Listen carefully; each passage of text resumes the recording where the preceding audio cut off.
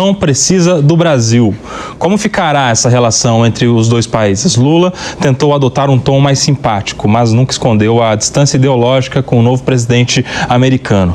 Como você vê, Gesualdo, essa história de que os Estados Unidos não precisam do Brasil e, na verdade, não precisam de ninguém mais no mundo, aparentemente, né?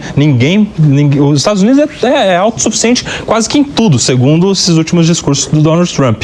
E aí, por exemplo, isso tem a ver com a deportação. Você tá ilegal aqui, vai todo mundo embora. A gente não precisa de você. Como se tivesse mão de obra para fazer esses serviços todos, nem teria. Você é produto que está vindo de fora para os Estados Unidos? Vamos taxar. A gente não precisa desses produtos. Tem a OMS, que a gente decide em grupo as questões da saúde. Não precisamos conversar com ninguém. Aqui a gente decide tudo sobre saúde. Mas o Trump assinou que deve voltar ao OMS. Tudo dos Estados Unidos para dentro. Está colocando um cercadinho ali em relação às principais decisões, a presença ou não de estrangeiros, de produtos estrangeiros, de pessoas estrangeiras. Como é que você vê este jeito de Donald Trump começar o seu novo mandato e, em especial, em relação ao Brasil, dizendo que não precisa do Brasil? Eu vejo de duas formas. A primeira delas, uma bravata do Trump. Ele é um bravateiro na sua essência, ele é egocêntrico, mas também muito perigoso esse discurso de supremacia. Esse histórico que a gente tem acompanhado, essa narrativa que a gente tem acompanhado desse governo, lá atrás já deu muito problema para o mundo. E ele se repete dentro de um outro tom.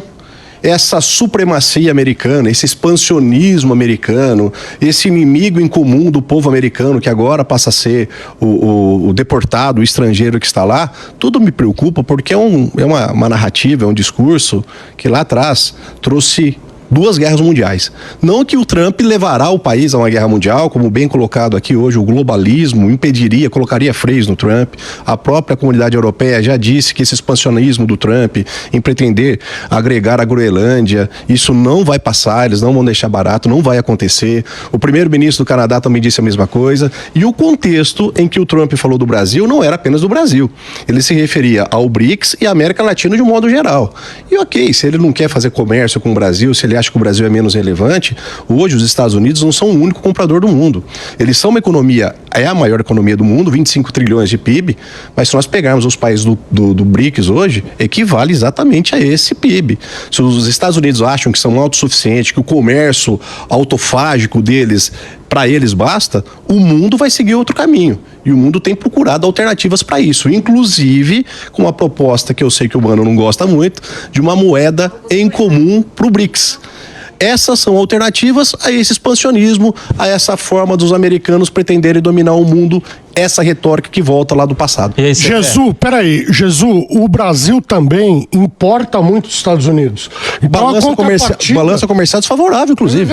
Na verdade, o Brasil, em relação aos 2 principais parceiros, a China e os Estados Unidos, em relação à China é superavitário, né? Mais vende do que compra.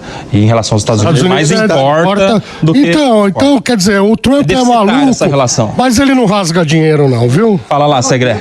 Não, o Trump está negociando o tempo todo. É bravateiro, o cara sabe de marketing, entende disso e podemos tomar o exemplo com a China. Vou taxar todo o produto chinês. A Disney ficaria sem peluches, por exemplo. O próprio boné do Trump é chinês. Me trouxeram um dos Estados Unidos e made in China. Você vai ficar sem o teu bonezinho? Não pode. Então, ele está fazendo... E agora vem essa situação. Não, eu não vou taxar. Eu proponho um acordo comercial com a China. O que ele está dizendo? Eu tenho déficit comercial com vocês, China. Então, o que me preocupa? Não é taxar o teu produto. É que você compre mais de mim. Equilibrar o comércio. Isso é fato. Não tem problema enquanto a isso. Só que a forma de Trump de falar... é Trump falando. E não é somente o Brasil que tem narrativa. Lá também tem a narrativa dele. Se você me permitir, eu tenho uma informação que me passa Diego da Luz, que é o nosso colega aqui, que ele mencionou uma coisa muito interessante. O avião, voltando ao avião, por que deu esse problema com a imprensa?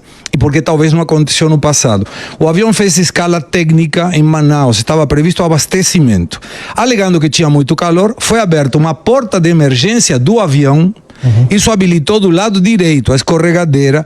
Teve passageiros que subiram em cima da asa e as autoridades americanas negociaram com as autoridades brasileiras para que descessem do avião e levassem até Belo Horizonte com Hércules. E, inclusive, não desceram pela porta normal, pelo finger normal, porque isso poderia vincular esses passageiros que estavam deportados com outros passageiros que estavam para voos diferentes. Então, por isso que foi negociado. Os brasileiros abriram a porta de emergência do avião do lado direito, habilitou a escorregadeira e aí eles saíram, inclusive, para as. Isso foi o que provocou essas situações. Com todo o respeito que eu tenho pelo meu querido Diogo da Luz, ele que mande as imagens disso, porque o Diogo tem falado muita coisa. Tem vários portais. Precisamos ver isso. Ele manda no portal aqui. Tem imagens disso? Tem. Já a gente dá a fonte aí certinha enviada pelo Diogo da Luz. Vamos seguir aqui, Mano Ferreira. E pro Brasil nessa situação toda? Como é que fica? Porque o Trump tá falando muito claro. Não precisamos de vocês. Vocês que precisam da gente. Olha, a pior parte é a seguinte. Do ponto de vista de tendências globais, o mundo, desde a Segunda Guerra, passou por um grande processo de aumento da globalização, de aumento do comércio internacional, de diminuição das distâncias, sejam físicas ou tecnológicas entre os países, e o Brasil não surfou essa onda como deveria, mantendo a nossa economia isolada do ponto de vista do comércio. E agora o que a gente está assistindo na prática é uma recessão da globalização a partir de uma liderança dos Estados Unidos. Enquanto os Estados Unidos, durante todo esse processo pós-guerra até agora, era o país que liderava não apenas a retórica pró-globalização, mas também diversas práticas pró-globalização, agora a gente vê uma recessão globalista, digamos assim, com o aumento desse discurso nacionalista que deve dificultar a integração dos países no comércio internacional.